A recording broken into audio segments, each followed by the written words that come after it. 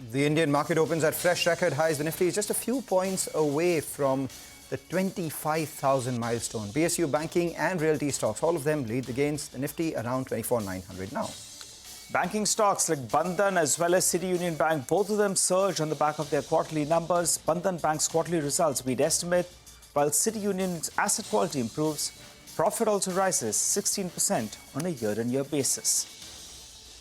Interglobe Aviation's shares dip on the back of the company's first quarter numbers. Despite reporting an increase in revenue, the net profit declined 12% year-on-year. Management tells CNBC TV18 they predict high single-digit numbers in Q2 in terms of capacity. CNBC TV18 newsbreak is confirmed. Ultratech acquires India Cements to cement its position as the key consolidator in the southern region. Both stocks trade higher on the back of this deal. Biocon slips nearly 1.5% after the US FDA issues Form 483 with 10 observations at the company's Bengaluru facility.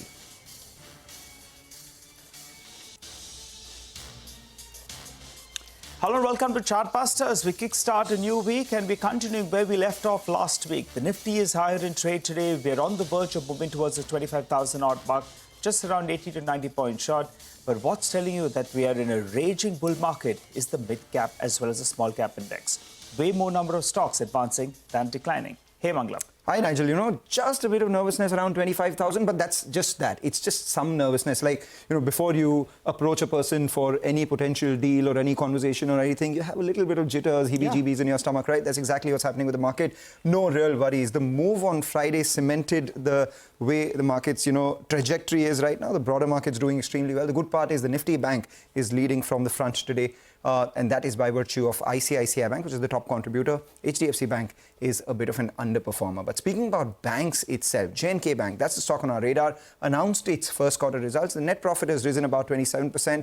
But more importantly, what's the outlook for this year? We do have Baldev Prakash, who's the MD and CEO of the bank, coming in to discuss their earnings. Thanks a lot, sir, for joining in. It's a big up move that we're seeing on your stock price this morning.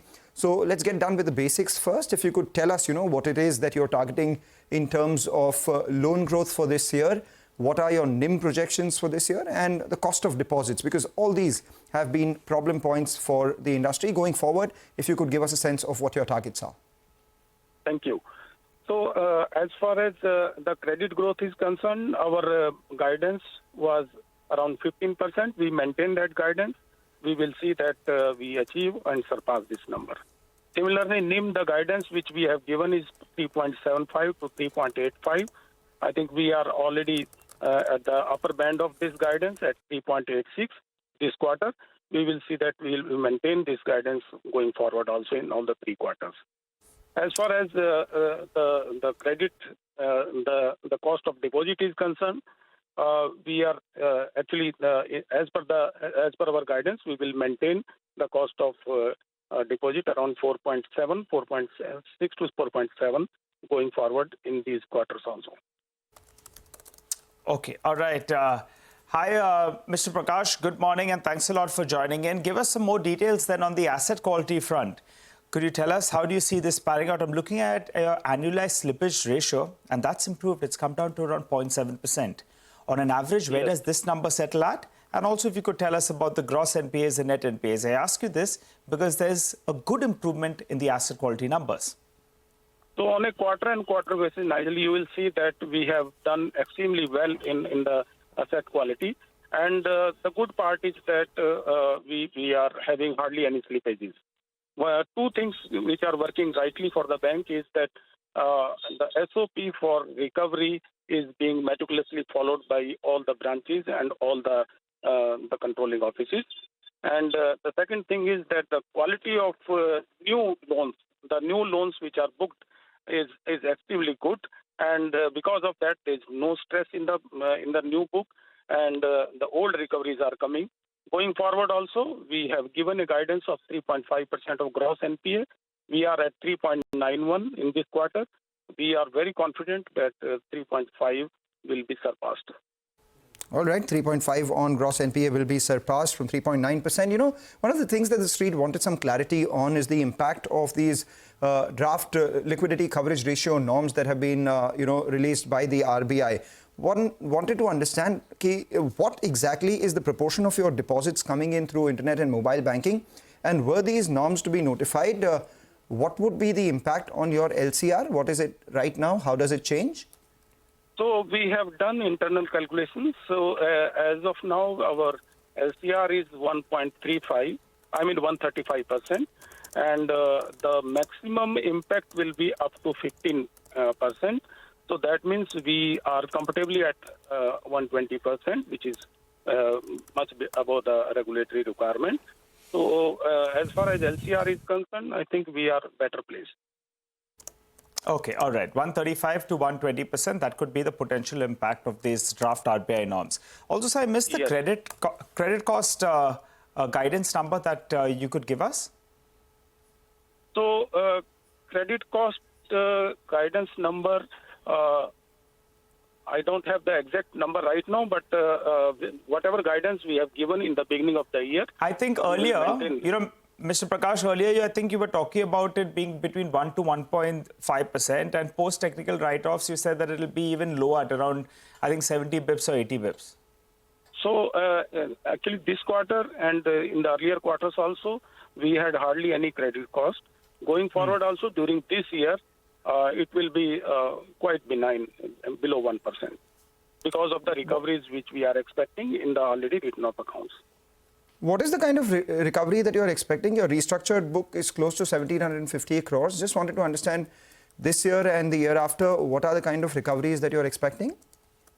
So recoveries in the accounts which are old NPA accounts where the 100% provisioning has been done, and the restructured book is already, this book is performing well now. So whatever is left is fully provided for. So the recoveries which are coming in the old NPA accounts and the written off accounts, they are taking care of the provisioning right back. No, so because what amount? Right cost is going down. Right. And what amount of recoveries are you expecting this year and the year after? So we have a book of around 4,000 crores in the technical write-off. We are expecting around, we have taken internal targets of around 350 to 400 crores. We should be able to achieve it. Okay, all right. Mr. Prakash, I'm looking at your total expenditure. That's gone up on a sequential basis by close to 11%. Could you explain this to us? What was the reason of a higher OPEX in the past quarter?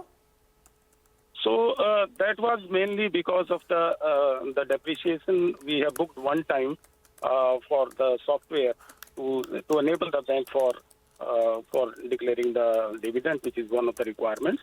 So as far as our overall OPEX is concerned, I think major contribution was of staff expenses, and that has been taken care in the last quarter also and this quarter also. If you see, my staff expenses are aligned with the industry.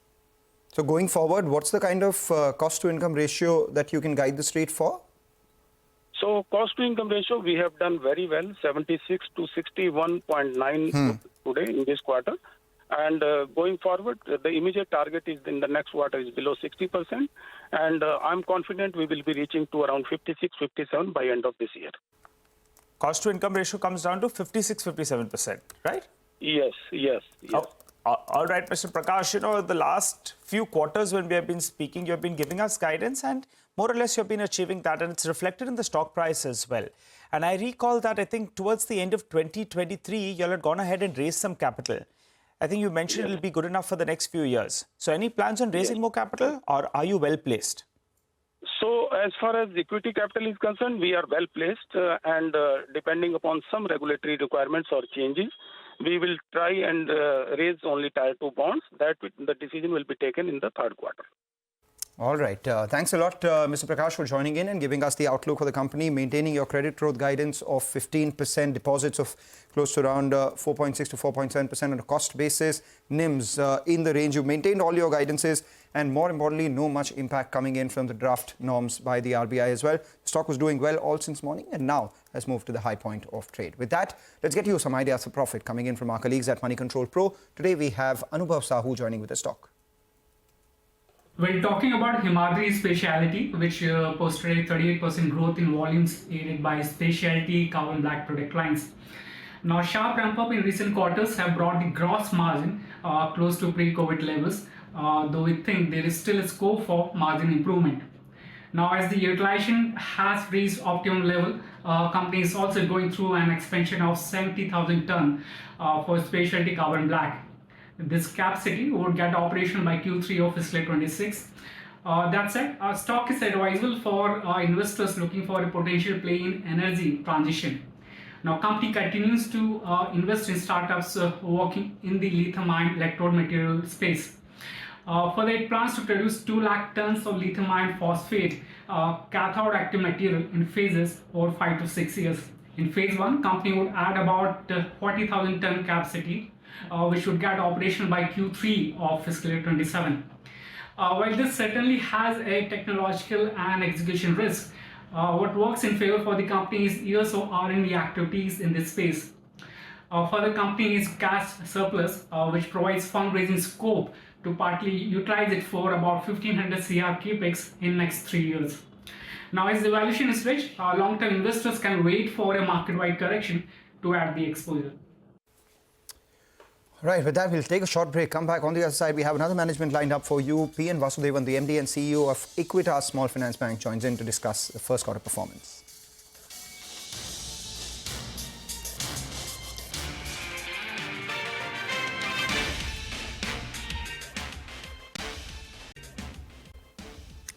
Welcome back. Well, the markets are holding with gains, but unfortunately, we have come off a little bit from the top. I think par for the course with the kind of rally that we've seen. The markets were on the verge of holding at around that 24,950 when we kickstart trade. But we've come off considerably, actually, in the last few minutes. What's holding up is L&T. That one's holding well in the green. But stocks that have come off the high point of the day, let's get a few of them up for you on the screen. I think the tech pack as well has come off. Tata Consumer, that's slipped a little bit. That's down closer around 2% as we speak. NTPC has done a bit of a U-turn, so pull up the intraday chart out there. Sun Pharma as well is down more than 1%, and bulk of that fall has happened in the last 25 minutes or so. Eicher Motors as well seems to have slipped a little bit in the last few minutes. But as promised, let's get straight to our next management. Equitas Small Finance Bank, they reported a weakish set of numbers in the first quarter. The lender's latest earnings spotted some disappointing results, with profits down on a year-on-year basis. Net interest margins as well declined a little bit. But to understand what went on in the past quarter, what's the way ahead from here on? Mr. P.N. Vasudevan, the MD and CEO of the company, joins us on the show. Hi, Mr. Vasudevan. Good morning and thanks a lot for joining in. Let's get a couple of basic numbers out. I think you're guiding for growth of around 25%. But a couple of brokerage notes, they are suggesting that it could be a little less than that. Are you confident you can do 25%? Point number one. And also the loan mix is changing a little bit. There is a declining share to the MFI share. And that in turn could be, asking for lower yields. So what does it mean in terms of margins going ahead? Yeah. Good morning. So on the advances growth, yes, in the beginning of the year, we have guided for a 25% growth for the year. First quarter has been at around 17-18%. For advances growth, we need also equivalent growth in the deposits. And on the deposit, we have been actually doing quite well. The first quarter saw a deposit growth of almost 33%. And the CASA after quite some time, we were able to actually hold on to the CASA levels for the first quarter compared to the last previous quarter. And our retail TD has done really well. Last year also that had done very well. And this year also, the first quarter, we had a TD growth almost at 50% over the previous year on year. So on the deposit side, we are very comfortable. And another very equally crucial thing is the CD ratio, which now is the talk of the town. And we are now at a level of around just under 87%, which is a very comforting level. And so from a deposit CD ratio perspective, we are all ready for managing growth. Now coming to the advances side, even though the first quarter was lower at about 17%, we should still be able to see the bank reaching that 25% guided growth for the full year, because we have a range of products, and the first quarter is generally a seasonally weaker quarter. Subsequent quarters are generally better, and so we should still look at that 25% growth for the year to be delivered by the bank. Now you asked for the second question, which is on the NIM side. Yes. The effect of reduction of microfinance as a contribution of the total portfolio, and whether that will have an effect on the NIM and contract the NIM. The first quarter, we had about a 20 basis points drop in NIM. Almost 10 basis points was contributed by the CD ratio, which has been coming down over the last few quarters. But now we have reached a CD ratio at a very comfort level. So we should see the CD ratio being maintained from this quarter onwards around the same level. And so the 10 bips reduction of NIM because of that might not kind of repeat again. The second 10 bips reduction was largely contributed by the fact that microfinance contribution dipped to the overall portfolio. And there is some lot of effort in the system to try and see how do we make up for that. We have that MLAB, that's a micro loan against property, which is lending less than 7.5 lakh rupees against security, which is equally at the same level of NIM as microfinance. So there's been a more focus on that in the last 1 or 2 quarters, and going forward, we are hoping that that might actually be able to fill up that gap of microfinance from a secured perspective and still yielding at similar levels of NIM. So MFI? So sir, MFI as a percentage of your portfolio, what is it and where do you see it stabilizing? It's currently at 17%. Yes. And, over the rest of the year, it might drop down to anywhere around the 15% level. And because we plan to introduce our personal loan and credit card over the second half of the year, and the expectation is that the drop in microfinance will actually be largely taken up by personal loan and credit cards, which are generally at the similar NIM kind of contributory products. And then the MLAB, which I mentioned earlier, that should also help in terms of holding on to the NIM. Personal loans and credit cards over the second half of this year, that should be high-yielding assets. But, the one thing that we try to understand from you is your decision to apply for a universal banking license. That it is in the offing is something that you can always monitor from the way your provisions have moved. In the first quarter itself, you've taken it up all the way up to 70%. Your net NPAs have come down as well. So when are you likely to apply? When are you likely to, receive the confirmation for the same? And what does that then do to your overall numbers? Yeah, so RBI had come out with the guideline in the first quarter of conversion of SFB to universal bank. And while we are compliant with all the conditions that RBI has laid down in that scheme, the only thing which we are not compliant was the net NPA, which should be less than 1% for 2 previous years. Ours was about 1.15% or so. So the first quarter, the board took a decision that we will move the PCR from around 55-56% all the way to 70% at one shot.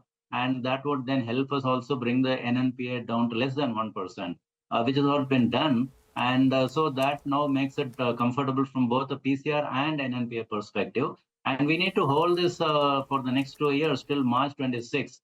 And if you are able to hold it till March 26, then sometime in the calendar year 26 is when we should ideally be able to look at applying for the universal bank license. And if and when we do get that, there will be certain benefits that we definitely see, like the small finance being dropped from the name, the PSL target coming down from 75 to 40, and the capital adequacy going down from 15% to somewhere around 11%. These are the benefits. So basically, you can leverage maybe 1.5 to 2 times more because of capital adequacy going down. But from a business perspective, we got the AD1 license also recently from RBI, so that products of AD1 will get launched sometime in the second half of this year. So from a business perspective, even though we are a small finance bank, by and large, even after converting into a universal bank, our focus may still remain in the informal sector lending space on the lending side, because that's an area where we have created a large amount of capability over the last 15, 17 years. And we are very strong in that segment. We take that point. Just a final question then before we let you go, sir. A lot of the people then believe that because you have to maintain your PCR at above 70%, net NPOs below 1% for the next 2 years at least, that may have a bearing on your return on assets. That is likely to fall from 2% to about 1.5%. If you could finally give us a guidance on that, and we'll leave you. Yeah. So basically, the question is the credit cost, which will be the impact on the ROA. Both credit cost and ROA, yes. Exactly. So on the credit cost side, we have earlier guided for a 1.25% credit cost for the full year. First quarter was 1.5%. If you remove that the one-time provision we made for the PCR, you remove that, then on an ongoing basis, it would have been about 1.5% credit cost for the first quarter. The question is, how much will that be for the remaining part of the year? The seasonally weak first quarter is behind us, so we should look for better performance on collections for the next rest of the year. But as we have mentioned in our con call, by end of second quarter, we should be able to come back with a much clearer guidance on the credit cost. And along with that, we will come with a guidance on the ROAs also. Okay, all right, Mr. Vasudevan. We look forward to chatting up with you as the quarter progresses. For the time being, we'll hold you to these numbers. Advanced growth of around 25%. You're sounding confident on asset quality. And we'll have to see things, how they progress with regard to the universal license. For the time being, we'll slip into a short break. Come back, continue our focus on markets and on individual stocks. Don't go anywhere.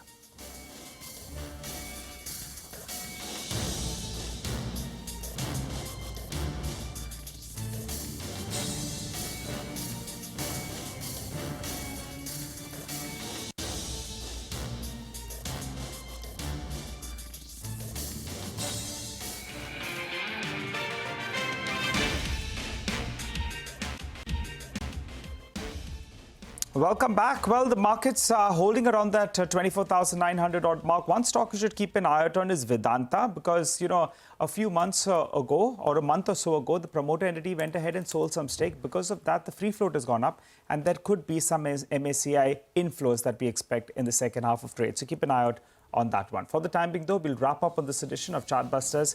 That's it from Mangla, myself, and the entire team that put this show together. You stay tuned. Trading Hour comes up next.